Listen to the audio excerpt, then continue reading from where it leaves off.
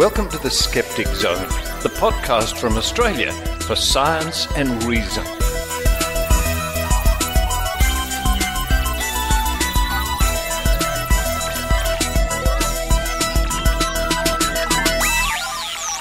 Yes, it's the Skeptic Zone podcast, episode number 546 for the, well, it's sort of the 7th of April. I'll get back to that in a minute. 2019. Richard Saunders here with you from... Okay, so there is no 7th of April this year for me personally, and I'm somewhere over the Pacific. I'm about to cross the international date line, which means I go from the 6th of April to the 8th of April. Go figure that one out. Coming up on this week's show, regardless, we have an interview with Kate Carter from the National Centre for Science Education. Kate is the Director of Community Science. She's involved with many wonderful things, very interesting video projects that explain some of what she does are available online, links in the show notes. And she knows an awful lot about wisdom teeth. That's Kate Carter coming up at the top of the show. After that, it's Heidi Robertson, the Raw Skeptic, with a smelly story from New Zealand about aromatherapy and essential oils. Something does not smell right in New Zealand. It's on the nose. Can we say that alternative medicine wrapped around pseudoscience stinks? Oh, it goes on and on. This story involves a school that was past tense, using essential oils to calm the children and make them better. Then to round off the show, a timely story. It's 30 years this year since the first Mind Body Spirit, or Mind Body Wallet as we call it, festival appeared in Sydney, or was staged in Sydney. And 30 years ago, Tim Mendham, the current editor of the Skeptic magazine, Journal from Australian Skeptics, attended Mind Body Spirit and wrote a report. And that report we will bring you this week. And I happen to know Tim Mendham, just in the last couple of days, attended the current Mind Body Spirit Festival. A big shout out to my friend Yiying Lu, who I used to work with, many years ago, with Stefan Soika, who is the other co-host of the Skeptic Zone from time to time. Stefan and I were the original hosts of the Skeptic Zone, of course.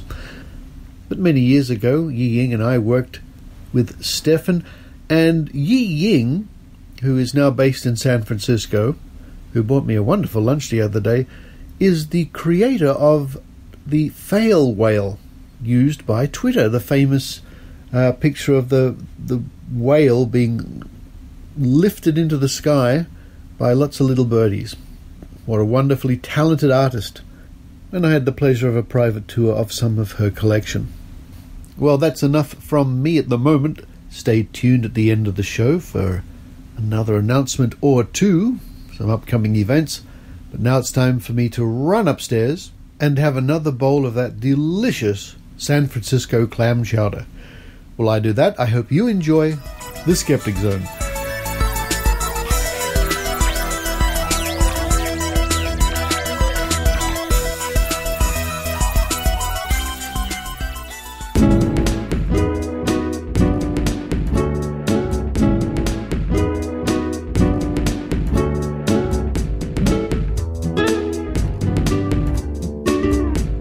Once again, I find myself in beautiful downtown Oakland, California, at the offices of the National Centre for Science Education. I've been visiting the National Centre for Science Education now for many years, since 2004, mainly to speak to our friend Dr. Eugenie Scott. But today I'm going to be speaking with the Director of Community Science Education, Kate Carter. Hello, Kate.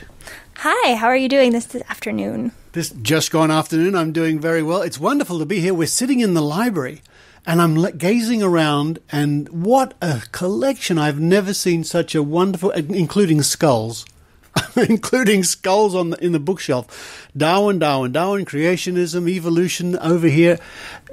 It's quite something. Now, is this a dream job for someone like you to work at such a facility? Absolutely. I left academia after a postdoc and transitioned to something where I could really work directly with the public. So I get to share my enthusiasm for evolution with a really wide audience. And what's your doctorate in exactly? My doctorate is in human evolutionary biology. Ooh. So I worked on the evolution of wisdom teeth. Oh, right. I've got to talk to you. I had a miserable time in my mid-30s with wisdom teeth. Oh, my goodness me. I had to have 3 out at once. What's the deal with wisdom teeth? So my first question to you is, did you only have 3 or did you have all 4? I had 4. One was taken out in advance. It was a bad one and had a big hook on it. Oh. And it was hooked. It was incredible. I had it out in the chair, and then I think the dentist took pity on me, and I had the rest out under general anesthetic. Oh, wow. Okay. So you're not, first of all, if you only had 3 wisdom teeth, I would say that was the rarest condition. So most people have 0 or 4, but 3 is the most rare. So you're not special in that way. But a lot of times, so when you talk about the evolution of wisdom teeth, the first thing that happens when you talk to the general public is they think that humans and primates didn't have their 3rd molar. But it turns out that humans have evolved it special. Right. And so that's where you have to start with a lot of people. But it is actually, mammals started off, early mammals had 4 molars, and we've been gradually losing them. So humans actually have 2 or 3. And what we think is going on, and what I showed that was going on in my dissertation, is we eat really soft foods relative to what you might think a chimp and a gorilla eat. Okay. A chimp and a gorilla actually can spend 8 hours of their day chewing. So just imagine if instead of 9 to 5, you're at work, if 9 to 5 was spent just chewing leaves. Because of the coarseness and the toughness of that. Yeah, right. So because we switched to softer foods, we don't spend as much time chewing, and our jaws are smaller than they used to be. So we have a much higher rate of wisdom tooth impaction. And so what you experienced is the downside of wisdom tooth impaction. Oh, it certainly was. And so because impaction can actually be pretty nasty, and before the rise of antibiotics and before modern dentistry, if you had an impacted wisdom tooth, you were pretty much down for the count. As soon as it's swelled up in the back of your jaw, it could very easily move to your throat. It turns out breathing and eating are pretty important to staying alive. Yeah, imagine that. Yeah. So very often what we would see is that if you have populations eating softer foods, the individuals with 2 teeth, 2 molars, would do much better than the individuals with 3 molars. Huh. So it's natural selection in action, really only a couple hundred years ago. That's interesting because, it was horrible, and listeners out there who have had wisdom teeth problems know what we mean. But you too. But I never really took the time to think, well, what happened if they weren't taken out? I would simply think, I'd still have pain. But no, it could get a lot worse. Yeah. So abscesses, I don't know if yours got to the point where they were abscessed. No. Mine, one of mine did. So I can speak from experience. It is a terrible amount of pain. Yeah. And so an abscess is an infection. And especially on the upper part of your mouth, if you get an abscess, it can very easily cross into the sinus and cross into and go straight to the brain, which infections in the brain are never a good thing. Mm. In the lower jaw, very often infections can spread to the throat. And so you can end up with basically a swollen throat that won't allow you to breathe. So I suppose there was quite a deal of our ancestors who had an unhappy end with wisdom teeth. That's correct. So if you made it past early childhood, where there are lots of ways for you to die before antibiotics, and if you survived to the point where if you reached your 18th birthday, which not a lot of people did back then, that was yet another way that you could die. What a cheery topic. Yeah.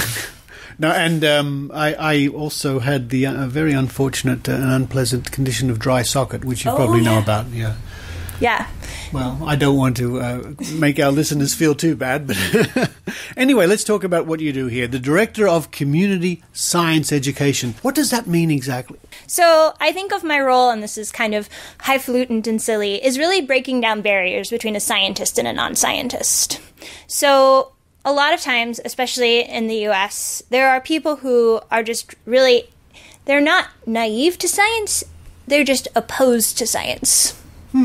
Okay. And because we work a lot in the Midwest, when we think about why that is, a lot of times we see people who have had really negative experiences with science as a kid. Maybe they had a teacher that called on them and made them feel stupid. Right. Maybe they, their parents were, opposed to science. There are just lots of different reasons that people can get turned off to science. Okay. And so we're really interested in kind of helping people realize that there's not a fundamental difference between scientists and non-scientists. We all eat breakfast and brush our teeth and do normal things, and we actually think about things in much the same way. So even people who are opposed to science, if you talk to them, you can pick apart how they're actually thinking scientifically. And as an aside, it's a great way to, if someone is really anti-science, it's a great way to undermine them by being, well, that's a great hypothesis you've said. I see. Well, you seem to be using evidence to support a conclusion. Oh, wow. You're doing science. You may hate it, but that's what you're doing. That's interesting. And so what I do is I spend a lot of time trying to work in populations that are that have a greater percentage of people who are opposed to science to try and really break down that kind of divide. Yeah, you make an interesting point here, because I've always considered that a lot of people simply ignorant of the scientific method, what science is, in the skeptical community will get people from the New Age quite often looking at us and saying, well, science can't explain everything, can it? So there, which to us means they don't understand really what they're talking about. Mm-hmm. So, but you're suggesting a lot of people simply aren't ignorant of the scientific method and why it's here and what it does, but just opposed to it on principle. Yeah, I mean, I believe, and this is a belief, not supported by a huge amount of evidence, I'm going to flag that up here, that most children are born thinking like scientists. Curious. So when you are building with blocks, you learn gravity by knocking things over. You do repeated experiments, and then you come up with a theorem, and then later on you learn that that's called gravity, and you learn some numbers attached to it. But the way that we reason with the world is through a scientific context. Now, it's imperfect, and there's certain ways that people can take advantage of our reasoning to lead us to believe all sorts of silly things. But in general, we reason through like scientists. And even people who are opposed to it, they're opposed to it not because of the underlying fundamental principles of science, but they're opposed to it because some sort of silly political dressing that has been put on top of the science. Scaring, almost. A little bit, yes. Yeah. So what are you doing here at the centre to help negate that? I mean, I know that, for example, and I was just having a quick look before, you are engaged in making a very interesting series of videos, but the videos have a point, and they talk about things like the Science Booster Club. What's that all about? Sure. So the Science Booster Club is one of the 3 things that we're doing to try and bring science into the community. And every month, it's kind of like a blue apron for for science, where we send all of our clubs a kit. Right, do it yourself. Yeah. So sometimes you have to add water, sometimes you have to add sand, but we send pretty much all of the interesting things, and you open up a box and you can do a science activity. Wow. So this month, well, I guess this is April now, in March, we did a nitrate activity talking about how the effects of climate change will change the effects of nitrate pollution, which for us living in a city here is not super relevant, but if you're a farmer in Iowa, that is a very big thing. And this month we're doing an activity about the heat island effect in cities, which is called Cool Cities, where you actually build a little model city in ice cube trays and then heat it up. So what? Just for my benefit, heat island, what does that mean exactly? So because we are in an urban area and the things that we use to build buildings and roads, they tend to absorb a lot of heat. I see. And not so much in Auckland, but certainly in big cities that are not beside a body of water, it tends to get really hot in the summer because the cities absorb heat and don't release it as much. And there are a lot of different things. There are a lot of different reasons behind that.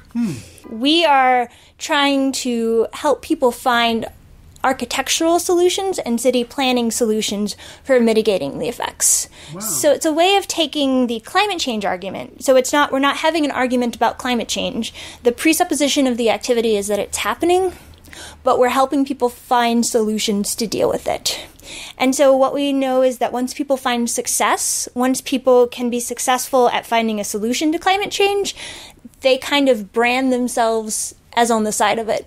Even if you had asked them before they did the activity, they would have said, "Oh, I don't really know about that."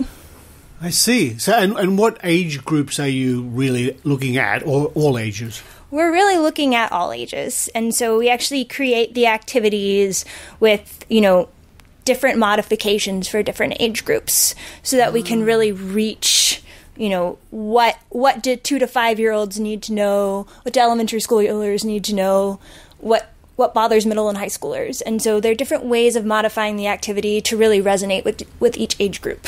And and I was just looking also, I've seen the Walk Like a Chip you did with Dr. Yes. Eugenie Scott. That's great. I thought that was really interesting but funny at the same time. Thank you. And this rising tides, what's that all about? So sea level rise is a big problem, and we're very much worried about it when we look throughout the next 50 to 100 years. If you do an activity and you go out into the community and you say, "You're terrible, you're contributing to climate change, and these are all the bad things that are going to happen." Mm-hmm. Some people listen, but most people stick their fingers in their ears and go about their business. And say, "Who are you? Go away." Yeah. Yeah. So what we do instead is we say, "Hey, I bet you can help us come up with a solution." Mm-hmm. So we place these little plastic Monopoly houses on a beach, and we say, "Can you design a way to keep this house dry? Because this sea level is going to rise and it's going to really affect this house." And so with young kids, we just let them build. But for older kids, we say, "Hey, and you also have to think, well, you're going to be working on a budget. But also, you're paying for premium, oceanfront views. So if your idea was to put a big wall," which is a very effective way. Great idea, yeah. Takes down the property value of the Monopoly house. Right. So that's not going to work. So we have them not just find something that will work just to keep it dry, but also taking into account real world situations. And then we pour in lots and lots of water and we see what happens. So we make it pretty easy to do it kind of level 1 because we want to encourage success. But then we make it progressively harder and make them take into account progressively more variables that they might have to encounter. So it's a way of thinking about science, it's a way of going through the engineering design process, and most importantly, it's a way about to think about finding solutions to climate change. And having a bit of fun along the way. Well, hopefully, and making a huge mess. Now, you're involved with coming up with these concepts? Yes. So that is the best part of my job, maybe, probably. It's really fun. I get to play with arts and crafts, and I get to take more trips to Michael's than ever before in my life. Now, Michael's is for international listeners. What's that? It's an arts and crafts store. Yes. I'm with you now. And so, folks, look, there'll be a link in the this week's show notes, of course, but it's NCSE.com, and when you go there, at the top of the page, there's a little YouTube logo, little icon. Click that, and you can see all the wonderful and fun videos that everybody here has put out, especially by Kate. I'd direct you to those ones. Do you get to do much traveling, or are you office-bound, more or less, in this job? I travel a lot to conferences, so yes. I'm leaving, I do a lot of training and speaking about what we do. So next week I'm going to the Smithsonian to talk about the no conflict approach with their volunteers and do some training with them. And you then need somebody to carry your bag. I'm very excited. I bet you are. Yeah. And I'm also spending some time in Portland at the end of this week, going to a science communication conference. So I'm talking about one of the biggest and the coolest problems that I've been working with, which is how do you engage people who have, CRISPR or something, really pulled from the headlines, but maybe they had a high school biology class 20 years ago. And how do you help them find an engaging answer to a question when they don't really have the background they're missing, 20 steps. Interesting. So that is something that I've been working with, especially when I do outreach geared toward adults. And I'm going to go over some different strategies. So finding where they are and kind of really making a connection with who they are and where they're coming from. And also really creating what in the pedagogy world is kind of a problem-based learning environment. So if you actually get them invested in solving a problem or living through an experience, then you can really tailor their specific interest and their background you can tailor their learning to that. So rather than having to talk at them about what is DNA, which most people don't know. Right. You can get them involved in solving a problem, and they can maybe accidentally learn about what it is. Yeah. But it's more a process of kind of just self-discovery. Yeah. It's interesting what you say about DNA. You say, well, most people don't know. Yes, of course they don't. And I come across this too. And then my second thought is, well, why would they? And most people go about their daily lives not knowing about a lot of things. Now, probably everybody has heard the term DNA, and now you can get DNA tests, and people realise that it's something to do with like a fingerprint or something. But the complexity of it and the double helix and the RNA and all, no, I mean, your average person on the street might not have that knowledge, and I wouldn't be too down on them for not having it. So I guess, you have a lot of education to do, don't you? Right. Well, I mean, when people talk to me about their 23andMe results, they say things like, I'm 2% Neanderthal. And then I've had people point to the part of themselves, that's the 2% of my body that's Neanderthal. Oh, yeah. What? Yeah, of course. I think my big toe might be. There you go.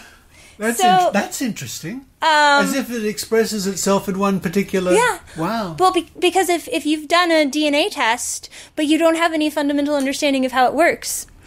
Another thing we do is we were at the state fair, and we extracted DNA from applesauce. Right, okay, I've seen it. Yeah, this is super easy activity. Yes. So one of the really surprising questions that I got, and I was kind of taken aback by that, is someone was like, so there's DNA in there? And I was like, yes, most food has DNA in it. And they're like, so if I eat applesauce, I'm eating DNA? And I was like, yes, but that's true of all the food that you eat. So I'm part applesauce. And I mean, it is funny. I had to try really hard not to laugh when it was asked, but it does, that's actually thinking like a scientist. And again, it gets back to the point, why should people in the street know the complexities of it? But they have to live in a world where people are talking about the complexities of it. They have to live in a world where they're voting for politicians who have opinions on it, and they're supposed to be, there is science knowledge, baseline science knowledge is becoming more and more important for living in this world. Well, I have to agree. I have to agree with you there.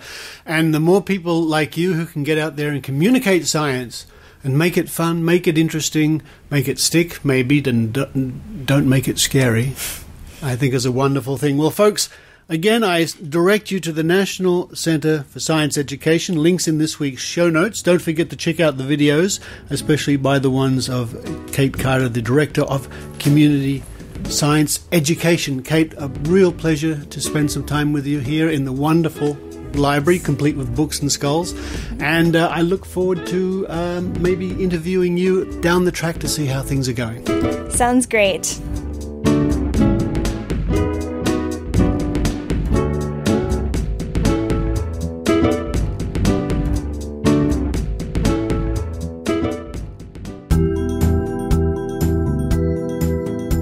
Calling all Skeptic Zone listeners.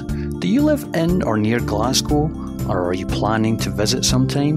Then you're in luck, because the Glasgow Skeptics have got your Monday nights sorted. We're committed to filling up every available Monday night with talks on science and skepticism. Past speakers include Eugenie Scott, Jerry Coyne, Michael Marshall, Nate Phelps, Tom and Cecil from Cognitive Dissonance, P.Z. Myers, Richard Wiseman, A.C. Grayling, Noah Heath and Eli from The Scathing Atheist, Simon Singh, Rebecca Watson, and a multitude of local academics and skeptics. There's literally nothing better you can do on a Monday night in Glasgow that doesn't involve taking your clothes off. So come join us. We've also got a vibrant online community. You can find us on Facebook, Twitter, and get involved with the discussion. Glasgow Skeptics. Self-help for your brain.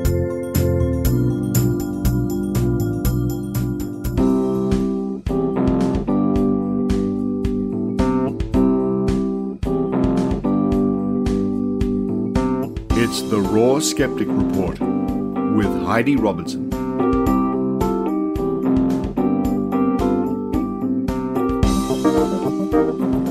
Hello everyone, Heidi Robertson here from the Northern Rivers Vaccination Supporters.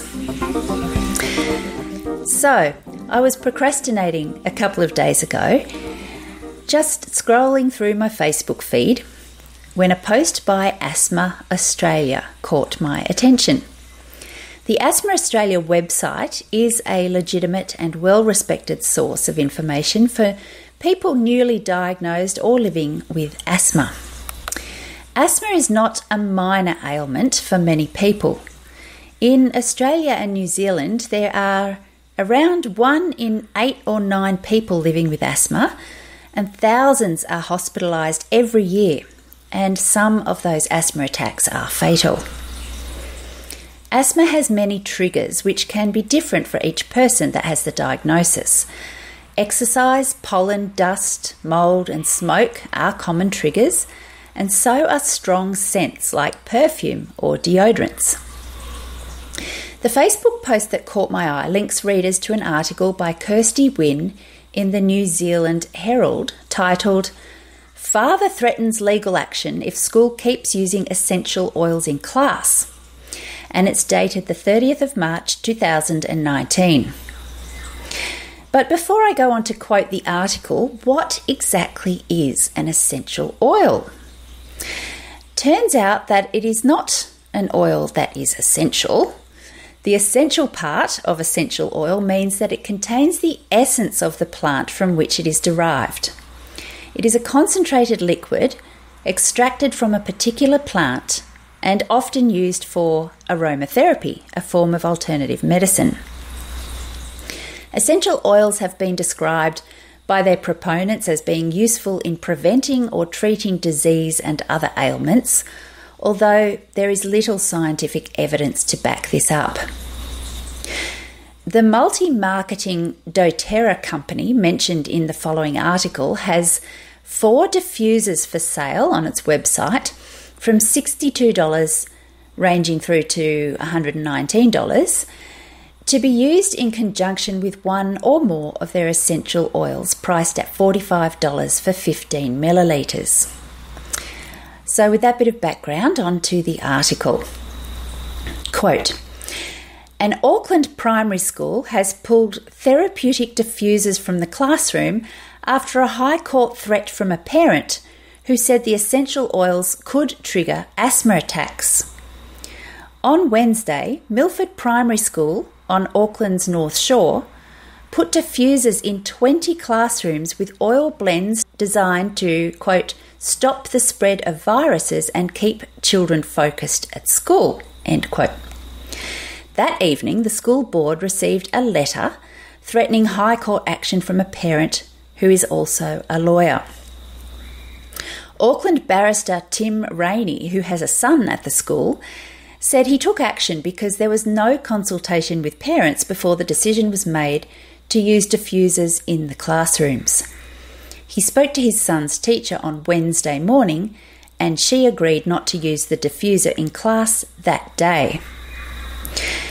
But he said it was not a long-term solution and had spoken to other parents who were also concerned. Rainey said that the first he heard of the diffusers was in a newsletter earlier in the month that said there would be an information evening about the product.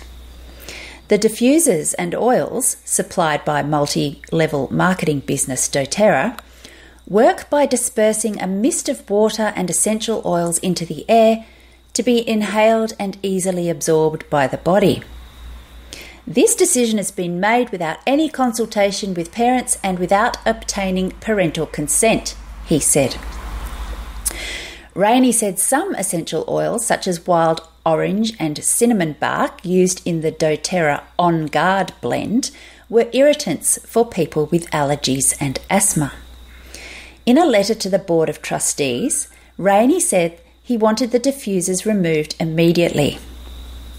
Quote, "If the board is not prepared to confirm that this experiment will cease by 9 a.m. tomorrow, I will commence proceedings in the High Court seeking an injunction to restrain the school from continuing to expose students to this risk," end quote, he stated. Quote, "Given the urgency of the situation, I may make that application without notice," end quote. He said the school's decision to use oils that could harm one student to help others was the same as, quote, "making everyone eat a peanut butter sandwich because someone said it was brain food," end quote. "Neither the school nor I have any idea what effect the use of these essential oils will have on him or any of his classmates," he said. At a PTA meeting in March this year, $2,000 was approved to purchase 20 diffusers and 2 different blends of essential oils from doTERRA. School principal Sue Cattell told the Weekend Herald the legal letter was the first negative contact she had regarding the diffusers. Quote, "We trialled the diffusers in one class last year, and that class had fewer students off sick, and the teacher said the behaviour had improved," she said. "We want to stop the spread of illness and have children in the class learning, not at home sick," end quote. She said other schools used the diffusers with no issue, and she had cleared the use with the Ministry of Education. Cattell said the diffusers were now locked away in an office until the board decided what to do next. The teachers were behind the use 100%, and so many parents have told me they loved the idea of the diffusers in class. There was so much positive feedback, end quote, she said. But no school wants the threat of legal action, so we pulled them straight away. We have other battles, end quote. And that's the end of the article. One of the things that stood out for me was the apparent presumption, both in the comments section of the Facebook post and the article itself, that essential oil diffusers were in fact effective as a way of, as the principal was quoted as saying, stopping the spread of viruses and keeping children focused at school. This was their starting point, and nobody was questioning the veracity or plausibility of it. So I went on a bit of a hunt, and thus began my journey down a convoluted rabbit hole. And the end result was that there have been studies in vitro of various essential oils potentially having some antimicrobial effects, but no human clinical trials of this particular blend of diffused oil.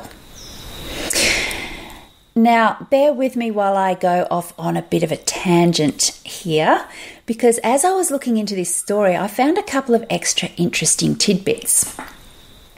doTERRA have their headquarters in Utah in the United States and offices and distributors worldwide. The chairman of the Scientific Advisory Committee of doTERRA is a chiropractor with a passion for essential oils. He has just moved to a different branch of the company, replaced with, of all things, an infectious diseases paediatrician.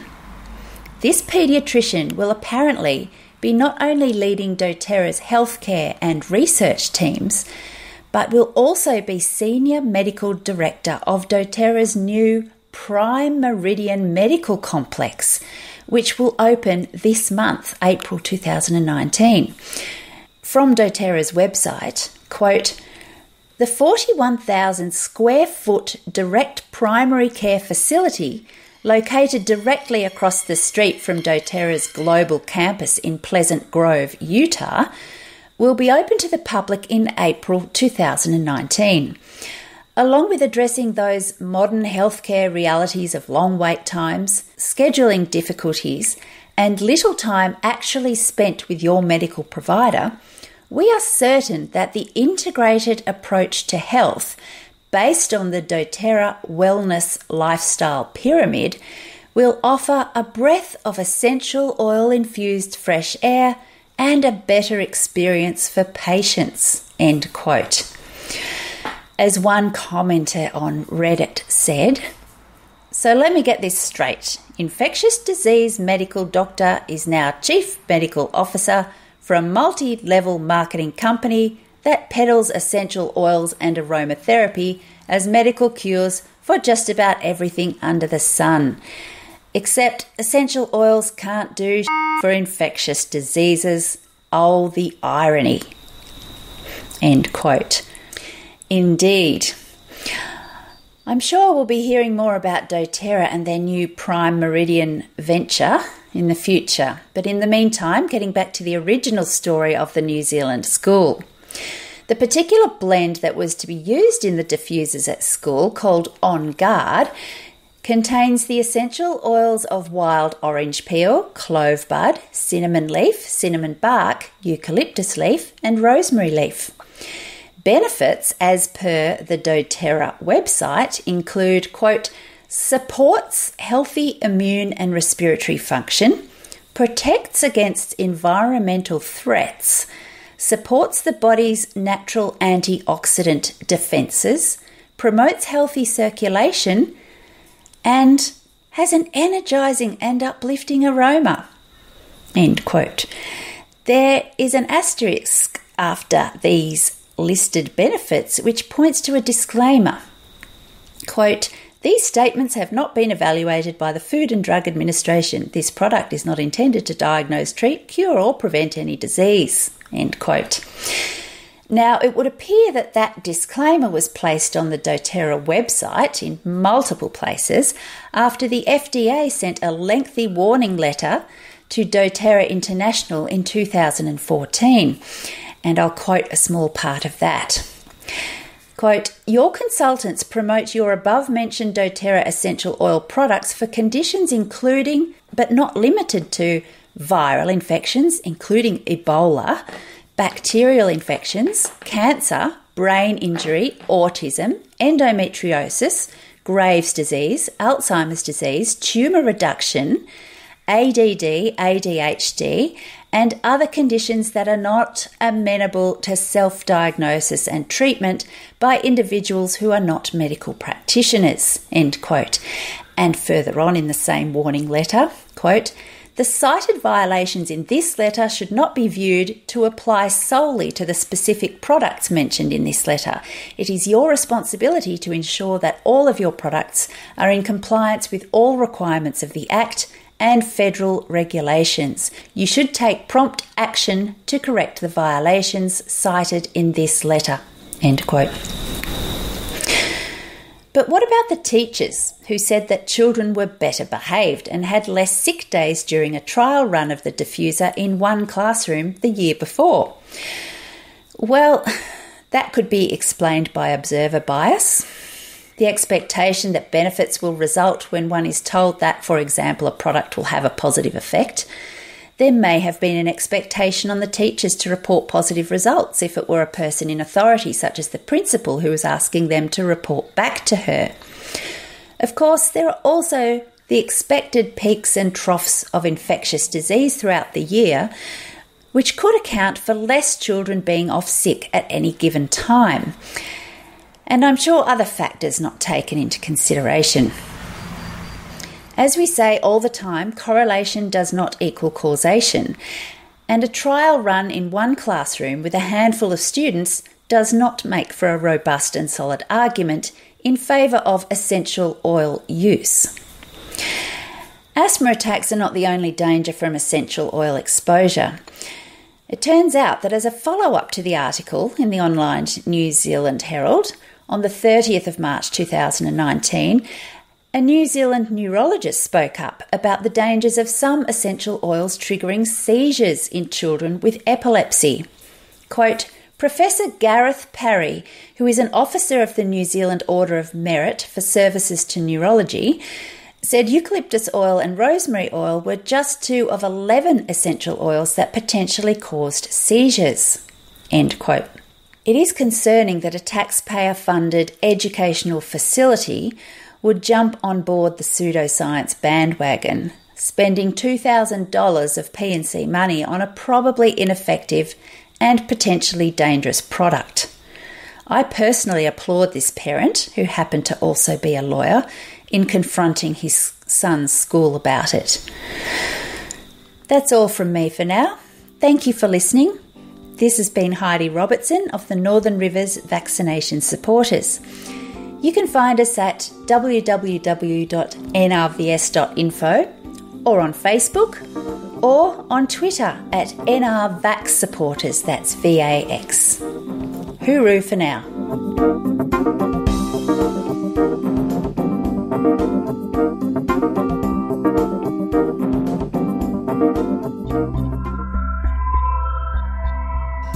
Hi, this is Dr. Pamela Gay from Astronomy Cast.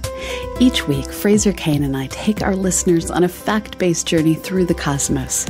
With our weekly podcast, we explain not just what we know, but how we know what we know about this universe that we share. Check us out at astronomycast.com and look for us in iTunes, Google Play, and wherever you download podcasts. See you online.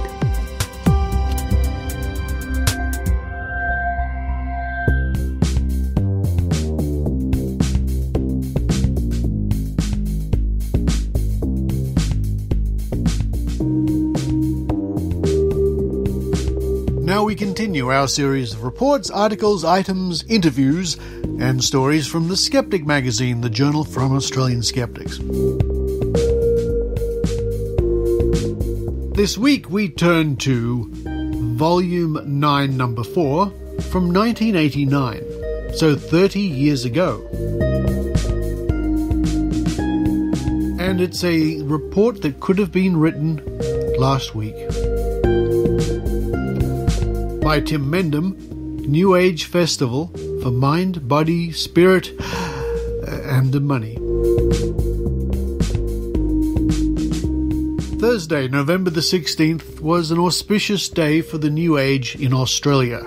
It marked the opening of the 4-day festival for mind, body, spirit that is surely the largest gathering so far of New Age marketing yet held in this country.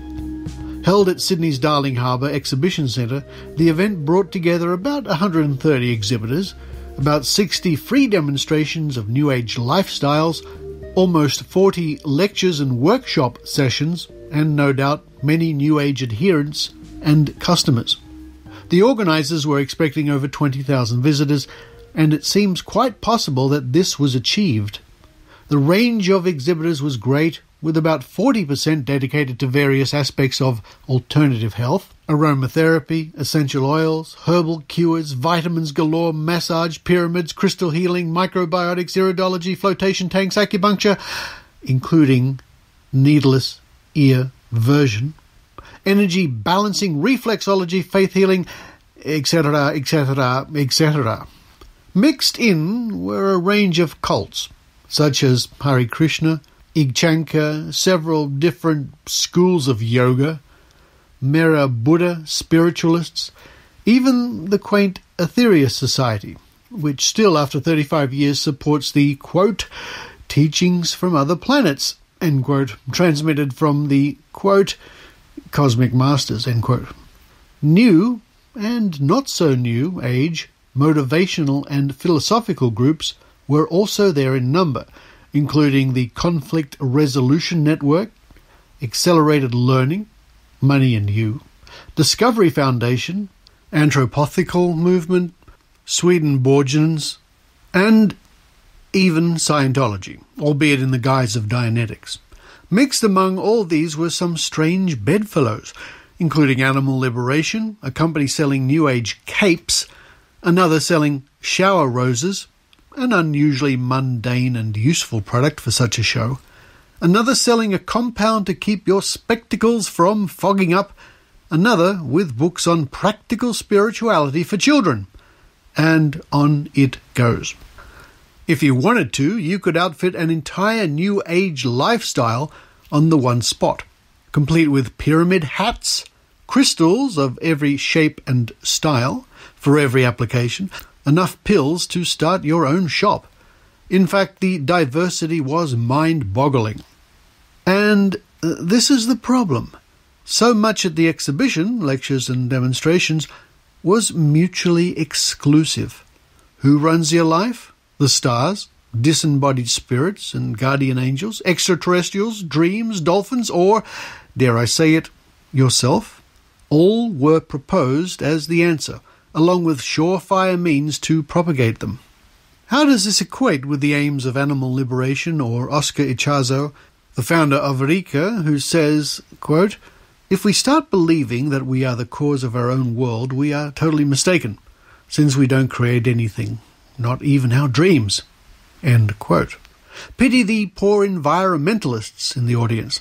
A visitor could fill an entire library with the brochures, pamphlets, books and booklets being handed out, and very little, if any, printed on recycled paper. Everything from sad little photocopied single-sheeters to massive glossy coloured tomes. Pity the poor dolphins, who have to live in the chlorine-polluted sea caused by the production of this lot. My favourite, however, was the brochure promoting the Second World Healers Congress, to be held in New Zealand, which folded up into a pyramid shape. If the Congress doesn't help you, then maybe the brochure will. Certainly the visitors didn't seem to mind the contradictions. Listening to New Age music full of peace and light, followed by a demonstration of how you can train your kids to jump on people with Taekwondo, wearing a wire arrangement on your head and taking part in self-healing workshop. The aisles were full of potential customers. All ages were present, young and innocent, the old and willing, and no doubt a few trying to solve the problems of their past lives.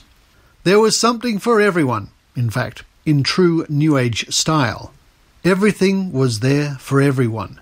Richard Glover began one of his reports in the Sydney Morning Herald, November the 24th, with a quotation from the notice board of a Sydney church, quote, "We can't build a good society just on selfishness and tolerance," end quote. Initially confused by what appeared to be opposites, it dawned on him that the message applied to the New Age. Tolerance was the key word.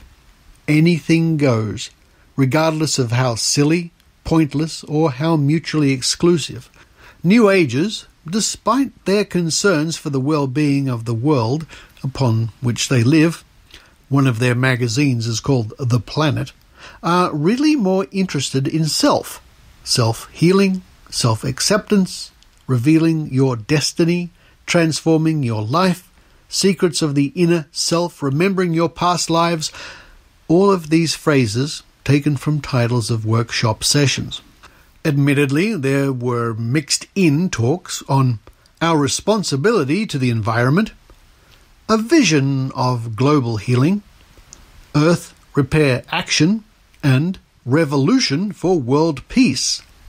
But as at least some of these involved self-healing and a program from the people who talk to squirrels, what hope is there?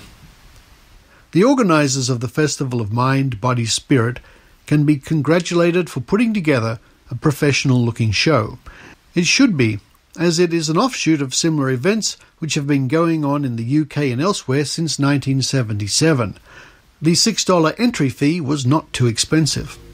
And despite the media coverage, which seemed to be, without exception, cynical and/or mocking, the followers were out in force. There is no indication how well the exhibitors, lecturers and workshop holders did. Probably very well, if numbers are any indication. They probably did a lot better than the Ethiopians, but then they weren't exhibiting. And that story was New Age Festival for Mind, Body, Spirit and Money by Tim Mendham. And you can find that in the Skeptic magazine, volume 9, number 4, from 1989. And that's available at www.skeptics.com.au.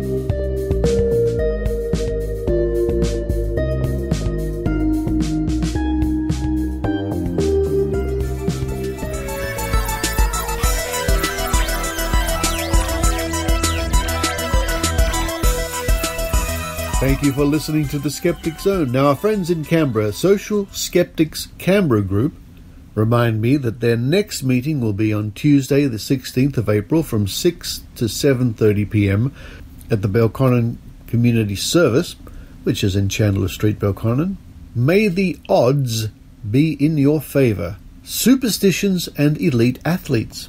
This will be a talk by Christine Dunn, and the cost is free. Elite sport has a healthy dose of uncertainty, and the stakes are high. Athletes train hard to prepare mentally and physically to perform on the world stage. Learning to manage anxiety to get in the zone, maybe the skeptic zone, is one way that sport psychologists help athletes. But why do some athletes, hold superstitions, whether they help or not? This sounds like an absolutely fascinating talk, and you can find out more by visiting canberraskeptics.org, and I will link to the meetup in this week's show notes. Coming up on next week's show, Maynard at Sydney Skeptics in the Pub. And Maynard will ask the big question, what topics should skeptics drop? What's been done? What should we no longer concentrate on? We get the views of pubbers at Skeptics in the Pub. Maynard will also interview the speaker that night, Kerry Doherty, about the role Australia had in the Apollo lunar program. And what I didn't know was Australia had a very important role, in the Apollo 13 incident. I hasten to add we didn't create it, but we helped resolve it. Also on next week's show, a story about psychic detectives. Well, people who call themselves psychic detectives in New Zealand. But for this week, this is Richard Saunders signing off from the Twilight Zone.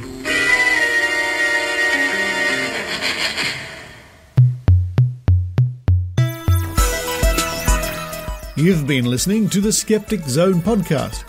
Please visit our website at www.skepticzone.tv for show notes, contacts, and to access the back catalogue of episodes going back to 2008.